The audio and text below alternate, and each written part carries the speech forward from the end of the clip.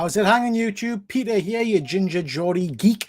Welcome back to the channel for another quick rundown of this week's comic books. I'm all alone this week, so this shouldn't hopefully take too much of your night, so I'm expecting to go through these rapidly in about half an hour or so.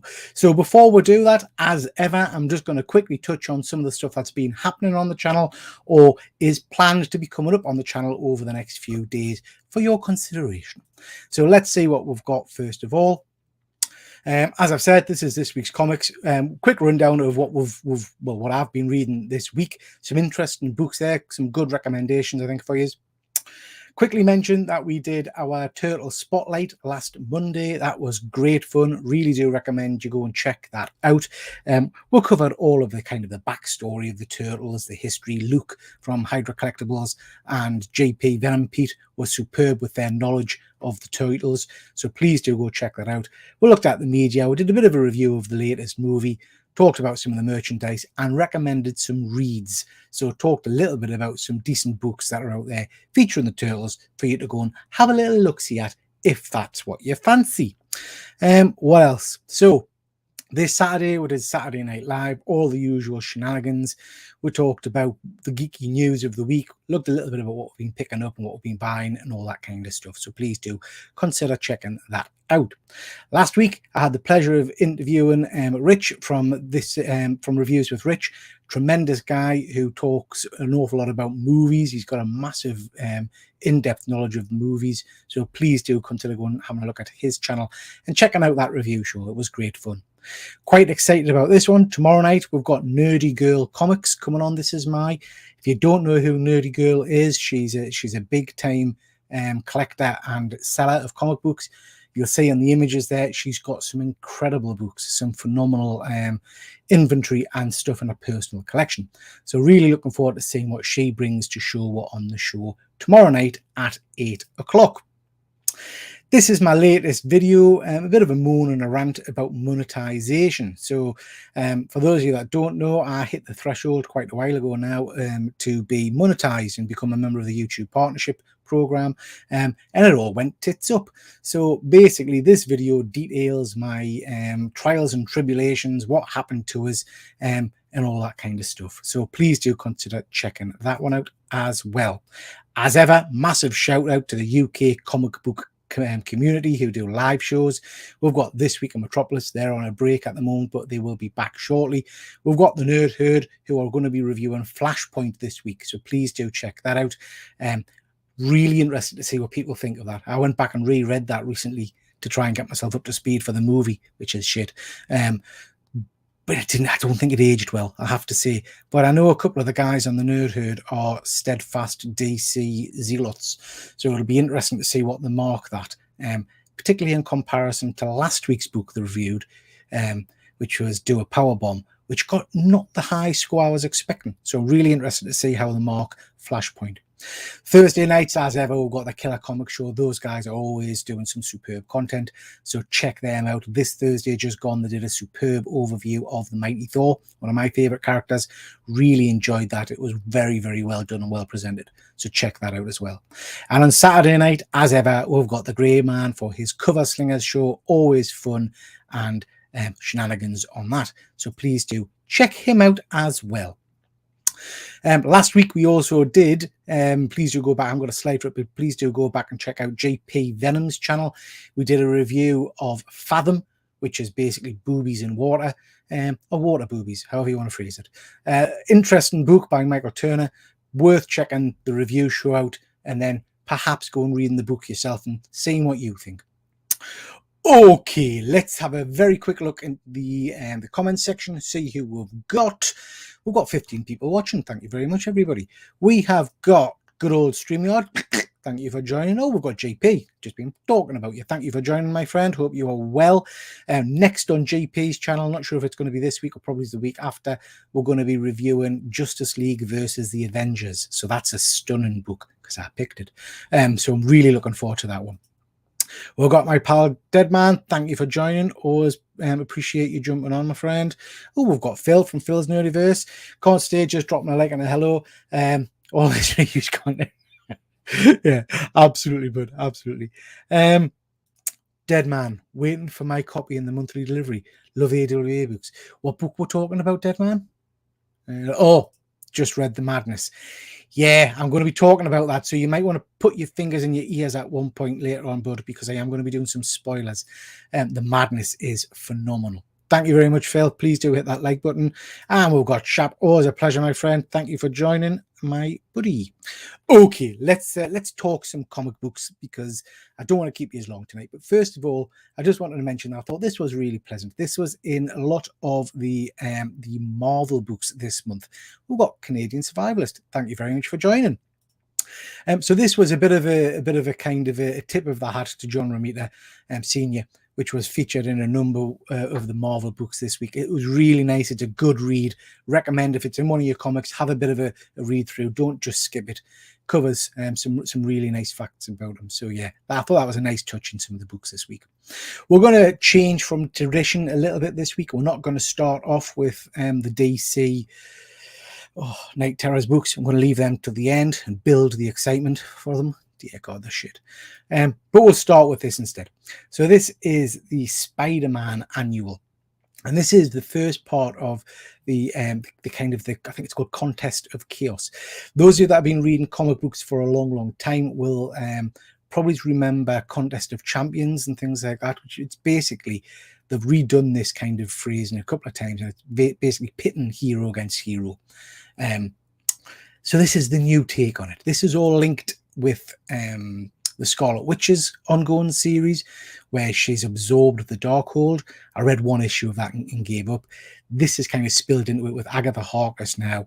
I've read the book, but I don't really know what's happening in terms of the mystical objects. I presume she's trying to collect mystical objects, and for some reason she's pitting hero against hero to see who wins the mystical object. So in this particular issue, it is Spider-Man, as you can see, versus Wolverine. So first thing I'd say about this is the overall ongoing kind of series I've not got really a lot of interest in, I have to say. Hero fighting heroes being done to death, there's never any kind of outcome. But actually, this was all right. I quite enjoyed this. Really enjoyed the writer's take on Spider-Man. I thought they got his wit banter off really well. Far better than is in the current Spider-Man run, the Amazing Spider-Man book. I thought this was quite interesting. So quite enjoyed this one. Probably worth catching up on it if you've got nothing else to do. I certainly wouldn't rush and grab it. Much love from Chatunga. Thank you very much for joining. Always appreciate you joining. And we've got Connie. Thank you for joining, Connie. So yeah, if you've got a spare 5 minutes and you like hero versus hero action, worth picking up, but I'm not invested in the ongoing series. I love this. So this is Red Goblin. This is probably, in my opinion, the best Spider-Man book out there at the moment. This is basically little Normie Osborn, grandson of Norman Osborn, the Green Goblin, has got his own symbiote, because everybody's got one these days. You can get them in cereal boxes. And basically, he's got this symbiote called Rascal. This is a really good series. It's far more entertaining than it's got any right to be. The main kind of villain in it is Phil Urchin. Phil Urchin? Can't remember if it's Urchin, his surname. Who used to be a version of the Hobgoblin. Now he's kind of some decomposing creature in the sewers. Basically, in this issue, he set Crossbones on the path to try and kill his old gang. And it was just fun. It was just a good jaunt, a good old school comic. Crossbones was excellent in it. Yeah, I enjoy this series a lot, and the artwork's not bad at all either. So again, worth picking this one up, I think. Really enjoyed this. This is Ghost Rider and Wolverine, Weapons of Vengeance.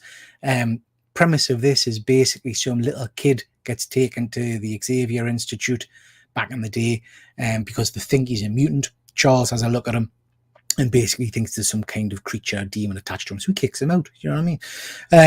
And this kid basically kills everybody in the orphanage and then goes mental at the X-Mansion and attacks the X-Men. which kind of results in this battle between Wolverine and Ghost Rider, and then setting them off on their path to try and find this kid. It's actually, I'm probably making it sound shite, but it's actually really, really good. I thoroughly enjoyed this issue. Again, old school kind of comic book action. The artwork, I think, is really, really nice. I really enjoyed it. Really enjoyed this. Fuzzy, nice to see you, Fuzzy. Crap week for comics. Really enjoyed the Sacrifices. Nothing else did it for me. Yeah, I reviewed Sacrifices last week, mate. I absolutely loved Sacrifices. I thought it was superb. I had heard nothing about that book, so it took us completely by surprise. I thought it was really, really good. So yeah, Ghost Rider, Wolverine, Weapons of Vengeance, a good old school fun jaunt. Okay, Survival from Dark Horse. This is basically a vampire tale. So Russian vampires crash in kind of the American heartlands, and as you do, crash in amongst a team of people who are survival experts and are out for a kind of I don't know what you call them in America, like a gun fair kind of thing.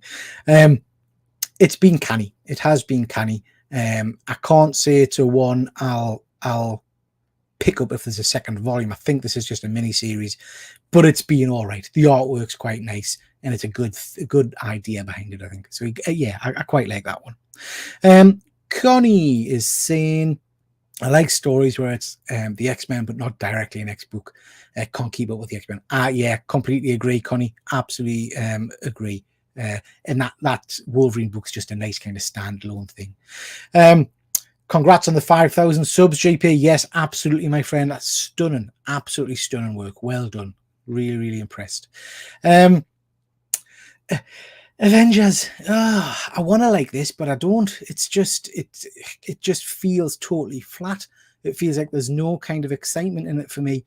Again, this issue's broken down into kind of 2-page battles between key Avengers, like Thor fighting some weird floating god bird head thing, Black Panther and Falcon on the spaceship.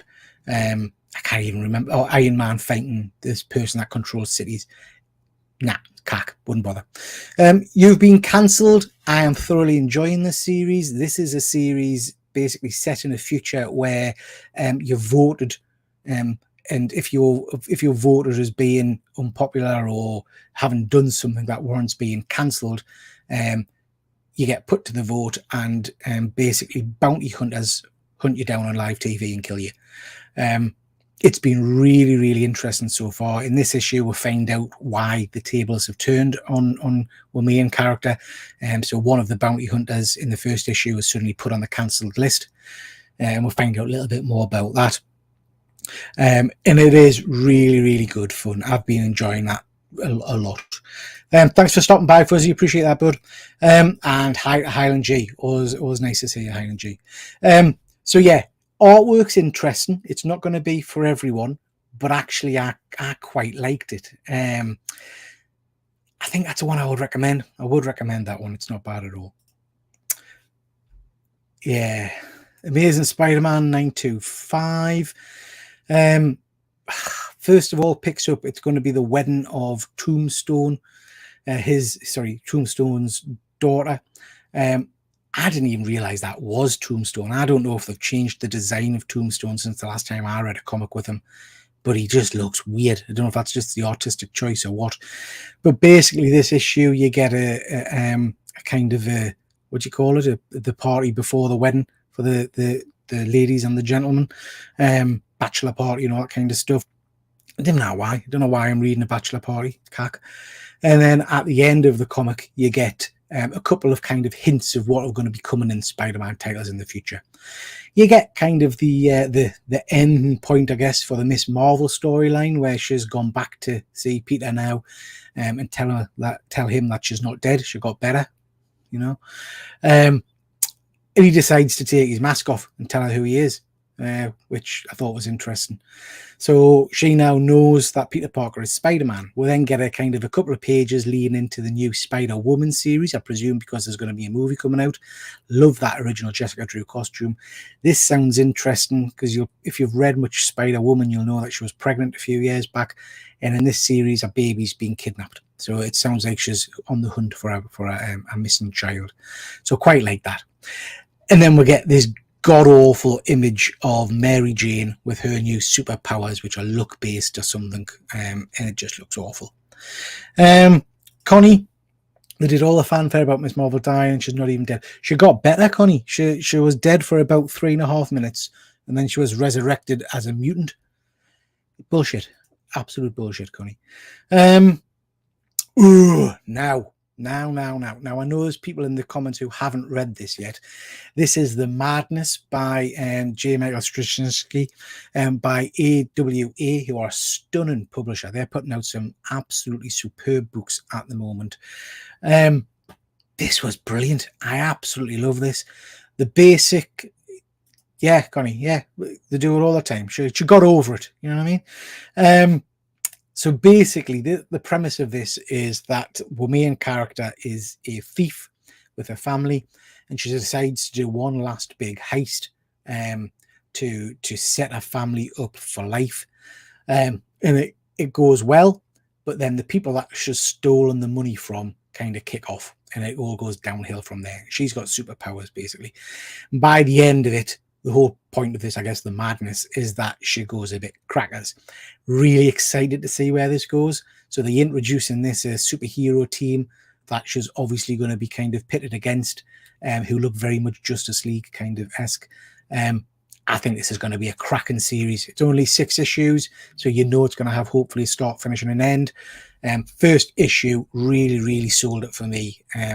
So yeah, looking forward to reading the rest of this one. I think this will be a really good read. Nice to see you, Kenneth. Thank you very much for joining. And Jack, always a pleasure to see you as well, my friend. So yeah, really do recommend The Madness. If you haven't read that one yet, please do go check it out. It's good stuff. Oh, Swan Songs. Now, I wasn't as sold on this last issue. This is done by the guy who writes Ice Cream Man. I wasn't that taken away by the last episode. Basically, it's the last issue, sorry. Basically, each issue sets up kind of an ending of something. So the last issue was the end of the world. There was like a nuclear bomb thing went off. This issue is the ending of a relationship. So it's all about basically a married couple who are getting divorced. And what you do is you get, as you can see in the center image there, you get kind of pages of their life, going back in the past about how they got together and how they lived together and stuff like that. And then the narrative is that life and love is basically an ongoing battle. So in between those pages, like in the center page that's showing you the life story, you get these really nice, interesting pages, a couple of pages set during different time periods where it shows you them battling over love. And you got a kind of medieval thing there. Then you get a really cool Kirby-esque kind of sci-fi version at the end. It's a really interesting story. Artwork's beautiful.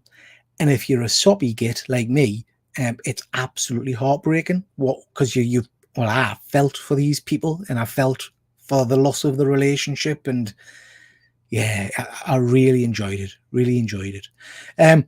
If anybody reads this, let us know what you think, because the last page kind of threw it a little bit for us. I wasn't quite sure what the last page was supposed to be signifying. I'm not going to spoil it, but have a look at it and then let us know what you think. But I'm enjoying this issue. I'll be picking up the next one just to see where it's going. But this for me was far better than the first issue. Really enjoyed it. Oh, can't go wrong with a big lizard, can you? So this is Godzilla. Here There Be Dragons. This is set during kind of the pirates era, Spanish galleons and all that kind of stuff. And it's telling the story of a guy who's being dragged to the gallows to be hung for piracy, and he's telling them a story of what his shipmates encountered, which is basically Godzilla. And then they arrive on Monster Island. This was super fun. Really enjoyed it. It's just nice to see Godzilla kind of set in different time periods. I love the imagery of Godzilla. There's a great bit where he destroys the ships. It's just good fun. Just good fun. JP, liking this Godzilla series, it's good fun. Absolutely, JP. The King Kong series that's out at the moment as well, set during World War II, is very cool as well. But yeah, loving this, and it's got some absolutely phenomenal covers, so really worth checking out those covers. This is just bollocks. This is just shit. So this is Immortal X-Men. This is, I should really be on more of the fence there, shouldn't I? Just in case some people like this. This is following on from the big Hellfire Gala episode a few issues back, where basically it's trying to reset the X-Men. You get lots of pictures of Professor X looking very sad because he thinks he's killed all the mutants. You get this bit at the end where all the mutants are found in the desert. I don't know why. They just are. And Exodus there decides to walk them through the desert. Everything else in between is Shaw trying to sort his business out and trying to make money from the fact that he now owns the island. I mean, if you want to read a comic about business finance, crack on. But for me, this is just dog shit. So yeah, not for me, that one. This was interesting. This is another Fall of the X series. This is Children of the Vault. I'm not familiar with the Children of the Vault characters. I believe they've been around for a while. But basically, these are characters who evolve millions of years rapidly or something. So they've got very advanced powers. They've been locked away in the vault in a kind of a augmented reality thing by Forge, where they've been in a kind of in a stasis, basically. And since Fall of X, they've now broken out and they've reinvented themselves as a superhero team you see in the end there who are going to save the world. Bishop and Cable, Bishop in a horrific costume, but Bishop and Cable have teamed up to try and stop them. And Cable has realized that basically everybody on Earth has got this virus implanted in their brains from these Children of the Vault, which is making them think that they're all good guys, basically. Really interesting start to it. I didn't think I was going to like it, but actually I will pick this one up and continue reading it, I think, because I like the dynamic between Cable and Bishop. They're always characters I enjoy, and I'm really quite interested in these Children of the Vault. So yeah, this is another one that I would recommend. You don't need to know all the X-Men background for this one, I don't think. I think you can pick this one up and kind of just read it from fresh. What the fuck? This is Max Rebo. I'm trying, guys. I really am trying to read some Star Wars content. I never realised that they were Max Rebo's legs. I don't know why. I thought his body was inside that thing. I didn't realise he didn't have arms. Anyway, that's just me. Look at that little picture in the centre of him looking all sad with his little nose and his lugs, his ears flopped down. Bless his little cotton socks. So this is set during Return of the Jedi. This is a story about how he's banned and his bandmates basically are falling apart a little bit and have been given a mission to kill Jabba the Hutt. So two of them have got to kill Jabba the Hutt. It was all right. It was an interesting little story. I can't say it massively encourages to go and read more Star Wars, but yeah, it was okay. It was okay. Okay. Teen Titans. Teen Titans was really, really good. This is not part of the Night Terrors series. This is the world's finest kind of line of books. This really has got an old school vibe to it. This was a story of teen angst, of a young girl who's developed powers and who thinks everybody hates her and is kind of manifesting those powers.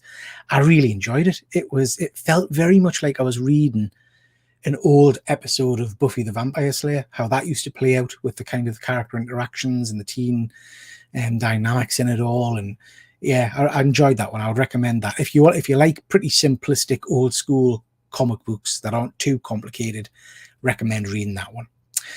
Night Terrors, fuck me. Honestly, this is just getting worse and worse. Cannot wait until I don't have to talk about Night Terrors anymore. This is Night Terrors issue number 3. Now really happens other than you find out a little bit more that the main bad guy hates the Justice League. Pretty sure we found that out in the last issue, so I don't really know where we went with this.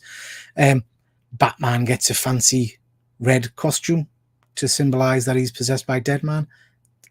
Yeah. The Flash. This is part 2.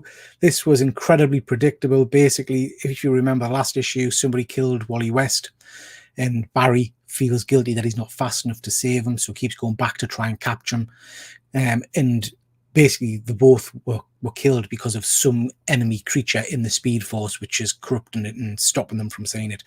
Very predictably, it turns out that Creature in the Speed Force is actually the Flash. He keeps seeing himself because he's tried to break the timeline so many times. Yeah, very disappointing. The artwork is horrific. Really, really bad. GP, he did cut his eyelids off. That was cool. He did, GP, you're right, but I feel like I've seen him cut his eyes off about 4 times now. Did he not do that in the last issue as well, and in one of the prelude issues? I can't remember, but yeah, he did. You're right. He smashed. Can't remember what he smashed. He smashed something. Oh, he smashed a jug against someone's head, didn't he? And then cut his eyelids off. Yeah. Night Terror's Robin was okay. If you like Dick Grayson and you like Jason Todd, that wasn't bad. Night Terror's Green Lantern, I really enjoyed. That was pretty cool. You got to see some old Green Lantern enemies in there. You got Sinestro, you got Parallax. The artwork, I would say, in that book was top notch. Really enjoyed that, and the story made sense. And by the end of it, basically Hal Jordan, you know, the guy who's got incredible willpower, manages to conquer his fear, the man without fear, as it were, and turns the tails on the bad guy. So yeah, I quite enjoyed that one. That one wasn't bad at all. Zatanna, I'm not familiar enough with the character really to understand what's going on here. I read the book, but didn't really understand a great deal of it. Not for me, that one. I'm afraid, not for me. Okay, guys, so that's your whack. Just a very quick run through, as I said, of some of the books I've read this week. Interested to know if you've read any of them. If you're catching us on the rewind, please do let us know in the comments which books you've read and what you like. We've got 16 people watching. Thank you very much. I do appreciate you spending some time with us on a Sunday afternoon. Please do hit that like and subscribe button on your way out. And if I can direct you now at 8:30 over onto James Mack's channel, so MJ Comics' channel, where we're going live. So the gang, us little group, haven't been together for a long time, so we're having a little bit of a catch up. So please do jump over onto MJ Comics channel at 8:30. Okie dokie. Thank you very much for watching, everybody. Really do appreciate you stopping by, and we'll catch you next time. Take care.